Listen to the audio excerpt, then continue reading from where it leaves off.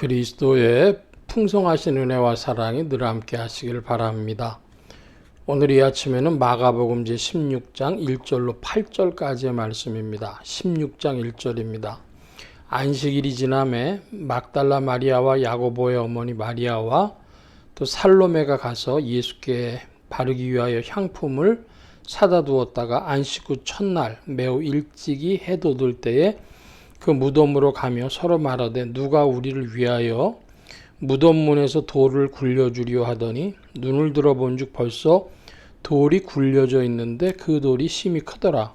무덤에 들어가서 흰옷을 입은 한 청년이 우편에 앉은 것을 보고 놀람에 청년이 이르되 놀라지 말라. 너희가 십자가에 못 박히신 나사렛 예수를 찾는구나. 그가 살아나셨고 여기 계시지 아니하니라. 보라, 그를 두었던 곳이니라. 가서 그의 제자들과 베드로에게 이르기를 예수께서 너희보다 먼저 갈릴리로 가시나니 전에 너희에게 말씀하신 대로 너희가 거기서 배우리라 하라 하는지라. 여자들이 몹시 놀라 떨며 나와 무덤에서 도망하고 무서워하여 아무에게 아무 말도 하지 못하더라. 마가복음 16장 1절로 8절까지의 말씀을 보면 마가복음의 끝이 어디냐 할 때에 마가복음은 16장 8절까지로 끝이 난다고 하는 이들과 그 끝에 대목이 좀 많이 남았다 그런 이들로 이렇게 두 부류로 나누어지겠습니다. 그 이유가 무엇이냐 하면 마가복음 16장 9절로 이제 20일까지의 부분을 보면 그 부분이 꺽쇠로 되어져 있어요. 꺽쇠로 되어져 있다고 하는 것은 그 본문이 어떤 사본에서는 지지되고 어떤 사본에서는 지지되지 않는다, 없다 이것이죠. 그래서 성경학자들은 마가복음의 초기 형태가 8절로 끝나는 것이다 이렇게 주장하는 성경학자들이 많이 있습니다. 그것은 그 성경학자들의 논란으로 두고 8절까지 끝났다고 할 때에 사실은 예수 그리스도의 부활 사건이 주는 놀라움을 더 강렬하게 표현하고 있다고도 할 수 있을 것입니다. 조금 이제 천천히 내용을 살펴보면 2절에 안식 후 첫날 매우 일찍이 해 돋을 때에 그랬습니다. 오늘로 치면은 주일날 안식 후 첫날이 주일인데요. 주일 새벽에 해 돋을 무렵에 이제 여자들이 무덤으로 갔습니다.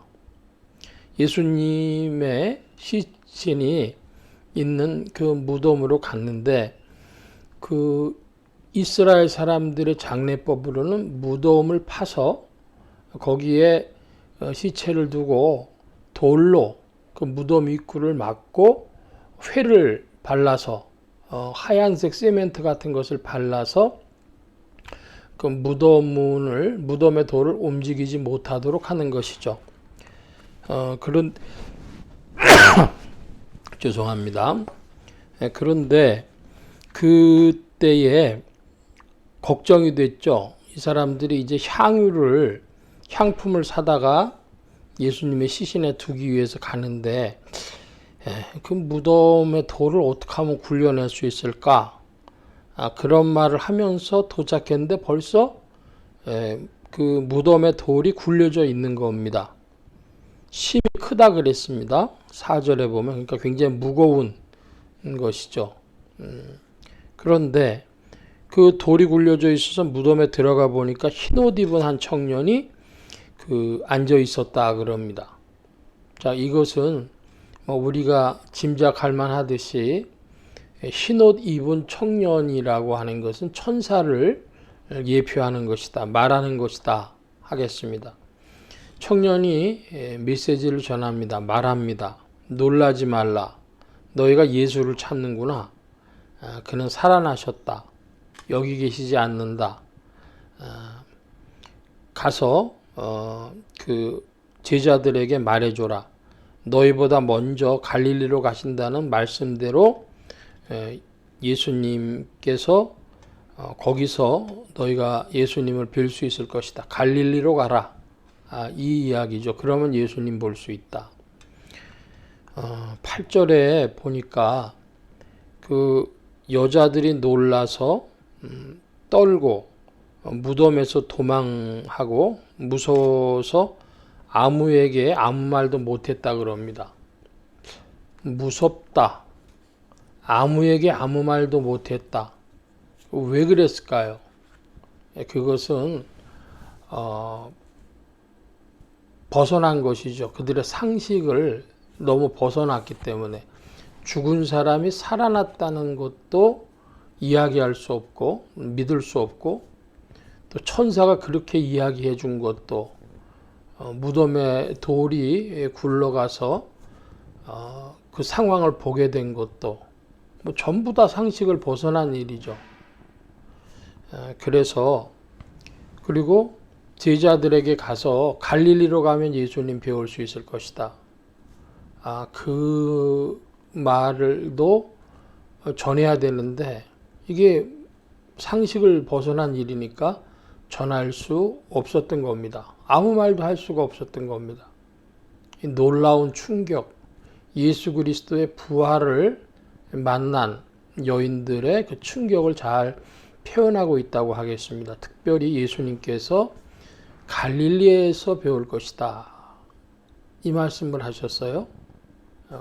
왜 갈릴리로 가야 배울 수 있다고 하셨을까? 그것은 예수님께서 공생애를 시작하신 곳이고 거기서 제자들을 부르셨고 예루살렘이 아니라 그곳에서 주님을 배울 수 있을 것이다 하는 대목인데 이렇게 되면은 사실은 사도행전 초기에 그 마가다락방에서 성령 내리고 그 전에 예수님께서 승천하시죠. 그 부분하고 조금 연결되는 부분이 어느 게 맞을까 이런 생각이 들기도 합니다. 근데 사실은 이런 불일치가 오히려 정확한 것이라고도 얘기할 수 있습니다. 그러니까 마가복음의 초기 형태, 그것은 8절까지로 끝나고 부활이 너무 놀라웠다. 그렇게 해야 당연한 이야기고 갈릴리에서 만나 뵐 수 있다라고 하는 것은 요한복음의 말씀에 보면은 물고기 잡으러 간다고 베드로가 이야기한 것처럼 그 갈릴리에서 이제 예수님이 다시 제자들을 만나 주셨을 수도 있습니다. 그러니까 예수님이 부활하신 후에 승천하실 때까지 그 기간 안에 어떤 변화가 있었는지를 여러 가지로 추측해 볼 수 있겠습니다. 그런데 오늘 말씀의 그 중요한 부분은 뭐냐? 천사가 예수님의 부활을 전했고 그 사실은 여인들에게 너무나 놀라움이 됐다는 거예요. 부활에 대한 확실한 그런 확증, 충격적으로 받아들인 이 여인들을 통해서 사실은 부활의 확증이 우리에게 전해졌다. 이렇게도 이야기할 수 있겠습니다. 그래서 마가복음 16장 8절까지로라도 끝나도 마가복음은 부활하신 그리스도를 잘 우리에게 표현해 주고 있다. 이렇게 말씀드릴 수 있겠습니다. 오늘 말씀은 여기까지 봅니다. 기도합니다. 만복의 근원 되신 주님, 그리스도의 부활이 우리에게 오늘 찾아가 또한 성도들과 또 만민들에게 믿음의 시작이 되게 하실 줄 믿습니다. 함께하여 주셔서 오늘 만나는 그리스도를 신령하게 만나 배우게 하시고 역사적으로 이루어진 사실들에 대해서도 우리에게 믿음을 더하여 주시옵소서. 주 성령께서 이 모든 일들을 가능케 하실 줄 믿사오니 온 교회와 성도들 그리고 만민이 주님의 부활의 역사적인 사실과 오늘의 또 영적이요 실존적인 부활의 사실이 믿음으로 만나지도록 또 역사하시고 주장하여 주옵소서. 성령께서 이끄심을 구하며 감사하며 의지하올 때 예수 그리스도의 이름으로 기도하옵나이다. 아멘.